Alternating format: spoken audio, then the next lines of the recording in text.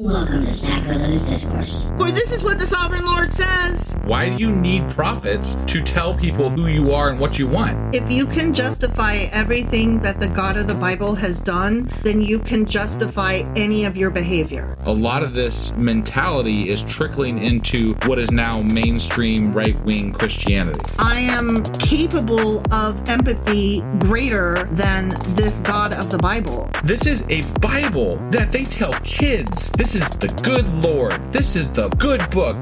He is fantasizing about murder, mass murder.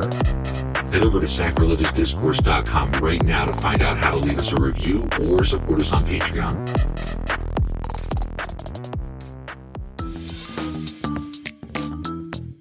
Hey there, sinners and saints. It's your favorite Bible-bashing duo from Sacrilegious Discourse, and we need your help. That's right, folks. We're raising funds for some heavenly equipment and a studio that doesn't sound like it's in the depths of hell. Our current setup, let's just say it's more apocalypse than audiophile. So if you want to hear us dissect the Bible without the background noise of demonic squirrels, chip in a few bucks. We're aiming for $5,000 to upgrade our audio and build a studio worthy of blasphemous banter. Donate today and help us spread the good word of atheism. You can find a link right on our homepage, sacrilegiousdiscourse.com. Every dollar counts. Even if it's from your collection plate.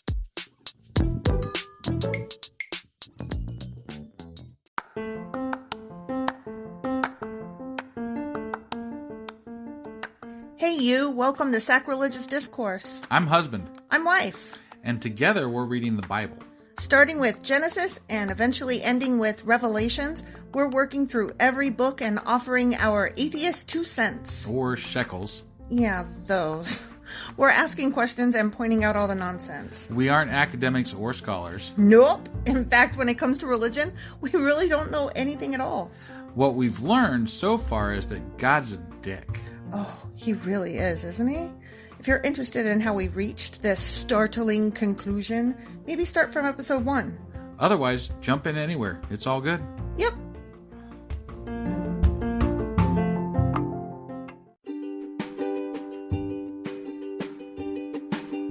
Hey wife, did you know that Anchor is sponsoring our show? Really? Don't we use Anchor to distribute our podcast on Spotify and Apple Podcasts? Yeah, and we are on just about every other platform available as well, thanks to them. Why do we use Anchor as our podcasting service? Well, they make editing and distributing our show a breeze. What if one of our listeners wants to start their own podcast? Then they should head over to anchor.fm or download the app to get started. Awesome! You guys should go do that right now!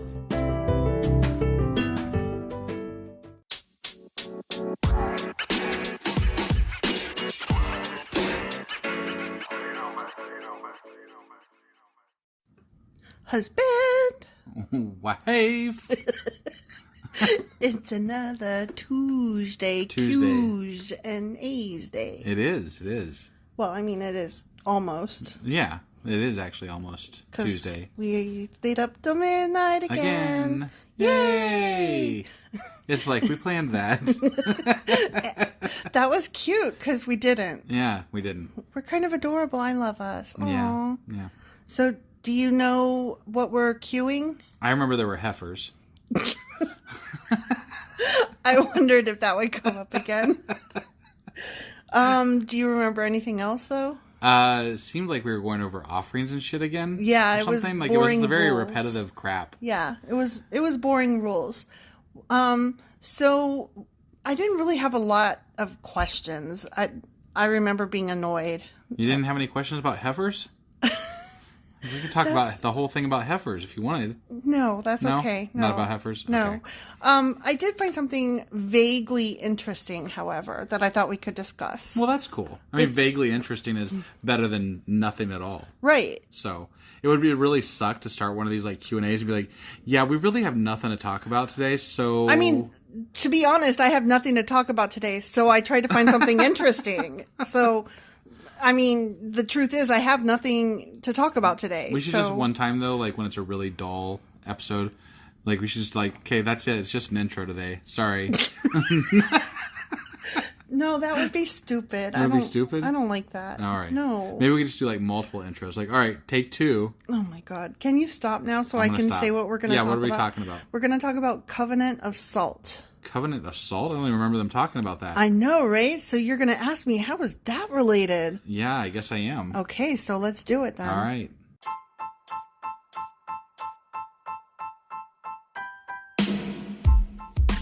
Hey, wife. Yes, husband. Did you know that we are now on Patreon? Yes, because you told me, but also, no, tell me more. So we're on Patreon now. Are we? We are, and our supporters can go there and support us, and we have multiple levels all the way up to You Killed God. That sounds really drastic and escalated quickly-ish. Well, no, there's multiple levels before there, so it escalates on a sliding scale of, cheap to not cheap. Oh. But, we can definitely use any amount, so, any support is always appreciated.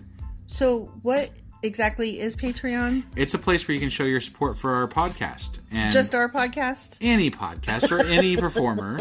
But, we're the ones that, you're listening to right now. So maybe you should, support us. That'd be awesome. That would be awesome. But we love you anyway. So all you got to do is go to Patreon, look up Sacrilegious Discourse. It's actually patreon.com/Sacrilegious Discourse is our actual main page there. So head on over and send us some love. Yeah. Okay, so you're like, salt covenant, what? Well, yeah, what the fuck is a salt covenant? Where'd you even pull that from your ass? About what? Right? Yeah, I'm kind of wondering. Okay, so here's what happened. Do they put it on the heifers? If you say heifer one more time, I'm going to punch you in the wiener. Okay, listen. Okay. So while I was kind of going back over what I had read a little bit to try and find something interesting. Yeah. That I could at least talk about, if not be like, oh yeah, what was that? Something that's not repetitive, that's not something that's already been covered. Exactly. Yeah. I came across, not in what I had read, but in a different interpretation. Let's see. It was, it's Numbers chapter 18, verse 19, and it ends by saying, this is an eternal and unbreakable covenant between the Lord and you, and it also applies to your descendants. But with regard to who cares? Oh, okay. But when I read it in a different thing, a different interpretation, it said, hold on.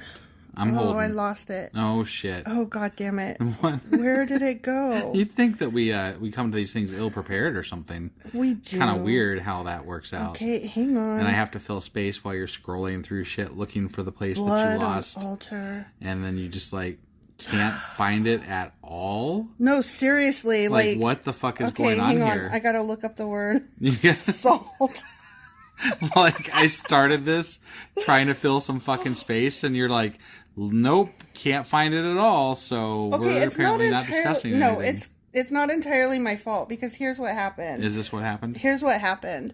Okay. I have two different windows open on my phone, and so when I'm reading from one, it makes the other one scroll to stupid places, so that when I go back to it, I'm like, wait, that's not where I was. Okay, but I found it. That's good. So in the King James Version and other bullshittery translations, I know, it says it is a covenant of salt instead of the it's not like a thigh eternal covenant or like a rainbow covenant or no, what I had just read. Shake.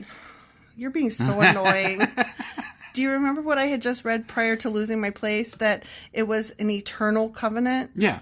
So here it says it is a covenant of salt forever before the Lord with you and your descendants with you. Okay. So I was like, what is the difference? What is a forever and unbreakable covenant versus a salt covenant? Right. And what is a salt covenant and why is it unbreakable? Kind of reminds me of when we got married. That's where I was going with this. Oh. Right? Because we did a salt covenant in our wedding ceremony. Yeah, at the suggestion of the pastor that ran our wedding, which was cool, and we thought, oh, that's pagan and cool, and we kind of liked it. That's kind of we liked the idea of it, so that was cool. Yeah, so it was kind of neat, and everybody pinched a bit of salt, and I still have it in a treasure chest. Right, literally a treasure chest. Yeah.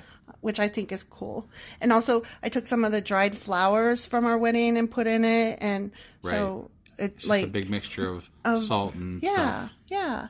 And yeah, it's neat. So anyway, but I didn't realize that like that was an unbreakable covenant. So you better not break that shit. Yeah, you can never leave me. Man. Okay. But you weren't planning to, so it's fine. I wasn't. I know. Okay, so here's what I found. Salt is... Oh, I keep hitting the wrong thing. Salt is a preservative, and it was used... Oh, shit. I said the wrong thing. You're being... Go ahead and... I'm being that. You're being overly annoying this time. I am. I'm sorry. I'm trying to tell you things. Tell me things. I'm listening. I promise. You aren't. You really aren't. You're being annoying. Okay, so as you know... As I know. Salt is a preservative. Yes. But I don't know that you know that it was a preservative. It was used as such even back in those pre-Bible-y days. Well, yeah, it was used in place of, like, ice boxes, because that's the only thing... Well, yeah. Duh. Well, actually... You're that total meme guy with his finger raised going, actually. Well, sorry, I knew that, I guess. Okay, so anyway, they used it as a preservative. Yeah. And so they used it also as a disinfectant to clean. Yeah. And they used it as a unit of exchange that could be easily measured. Right. So all of those things... led to it representing back then permanence, loyalty, durability, fidelity, usefulness, value, and purification. Well, that's a lot of things for that to stand for. But if you think about it, these people didn't have like memes, right? Like, right. I just used a meme and you totally got what I was talking about, even though you personally have never even seen that meme because you don't know memes. Wait, which one were you talking about? The actually. Oh, yeah. Okay. Yeah, like I've told you about it, but you've never seen it. Right. Because you just don't know things. You don't know memes and gifs. I don't care about memes and gifs. I know, but you know what? Your brother gives good gif. Well, that's all I'm saying. Whatever. Okay, but you should be better at gifs than that. And you should know your memes. And you don't. And you should. Anyway, we should be talking about salt. But, well, okay, in a roundabout way, I am. Because what I'm saying is that salt was a stand-in, as memes are a stand-in. It's a shorthand for saying something that the other person understands just by looking at it. They get what you're saying. So to say that salt stands for a lot of things, wow, how do you get all that out of it? The same way that somebody can look at a meme that you send and you understand every nuance. You get all of the sarcasm, and particularly when they're super meta, and you get like not only where it originated, but what it means now and how it evolved and how it applies. Like that's the same thing that salt was. Salt's a meme. I got it. You're being so dismissive tonight. You hate me today. I hate you today. I'm sorry. Because I'm trying to be interesting. You are being interesting. I'm just making fun of it. That's Why? All. Because that's what I do, isn't it? I'm going to divorce you and take back my salt. We did a salt covenant. You I'm can't taking do that. back my salt. Good luck with that. Well, that's supposed to be another thing, is that if we did want to split up, we would not be truly torn asunder from one another. Unless you could find all your salt. Unless you could find each speck of salt that belonged to you versus me. See, that'll never happen. And also, because we had members of our party participate, they would each have to find theirs. Salt too. Yeah. So it was like really romantic and symbolic, but very meaningful. Right. So it gave me all new appreciation for what I had taken just as a ceremonial, cool, neat thing. Yeah. And gave it more meaning. So, well, that's cool. Even though you're an asshat, I love you, babe. I love you too. I have romantic feelings towards you, even though I also want to punch you in the dick. That's great. I'm glad to hear that. Right? Yeah. So that's what I had. That's what I brought to the table today. Just salt, huh? Just salt. Okay. Pass the salt. Heaven preserve me. All right. Well, hopefully we'll have some more stories out of the Bible the next time we read it, because this was kind of meh. It was a good story. I was glad to know it. I'm glad to know more about salt and the covenants of salt and stuff like that. Well, I mean, I wouldn't even especially since our wedding used it. So exactly. That's cool. like I said, it kind of gave more meaning to our personal it was relationship. Cool. Oh, I appreciate that. And I wouldn't even have found it had I not been trying to find something interesting and been reading other translations. Well, that's something I was thinking about. Like, us reading through the Bible is just like scratching the surface of all the things that you could, because there's a couple thousand years, or actually more than that, really, if you include the Old Testament. There's thousands of years of just built-in meaning and interpretations to all this stuff that you could spend eons just breaking it apart. Right. Like, we could probably spend forever just breaking apart each chapter if we wanted to. Right, exactly. Like diving into every word and every sentence and what does this mean? What is that about? Well, and by reading only one interpretation, you're missing out on potential meanings of so many other things. And even though it came to the same, an unbreakable promise versus a salt covenant. Right. But even though it comes to the same, it's nice to know both of those and what they have to do with each other. Yeah. I mean, insofar as we want to learn more about the Bible, yes.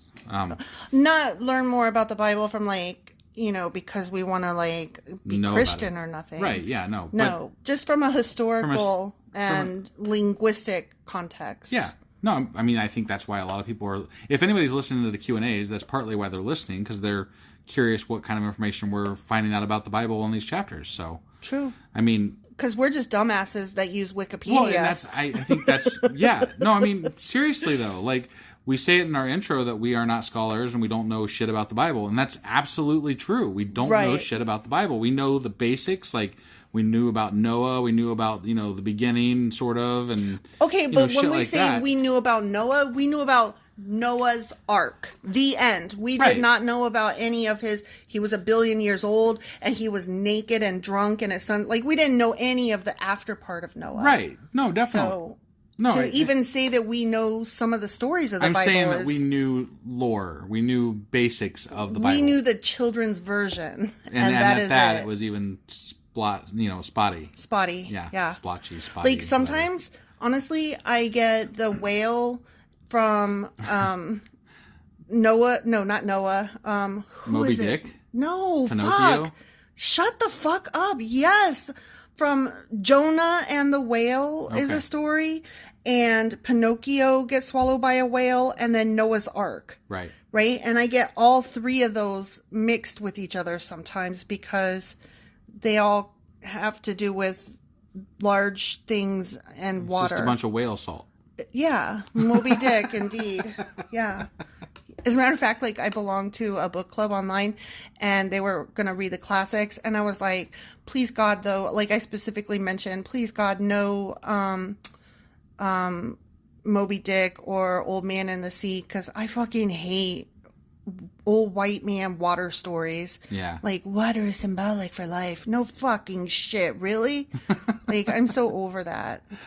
All right, well, we're just droning on about shit now. Well, I do that best. So, we should probably wrap this up, don't you think? I guess, yeah. All right.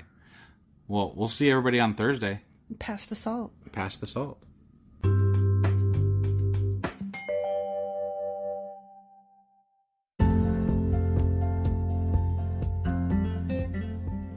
So that ends this week's Q&A. If you have questions, answers, or comments, please email them to us by next Sunday, 5 p.m. Eastern, to be included in next Tuesday's Q&A episode. Awesome. See ya. Bye.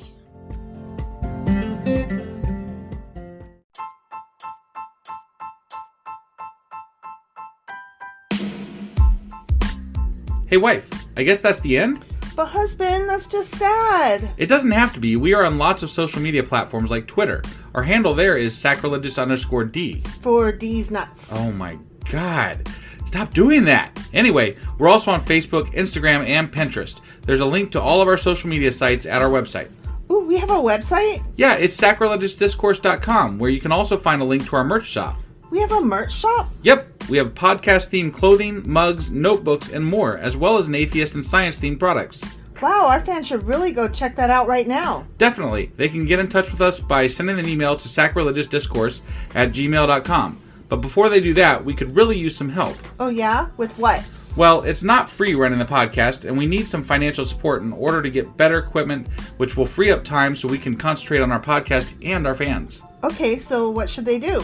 head over to patreon.com/sacrilegious discourse and sign up as a contributor on our podcast.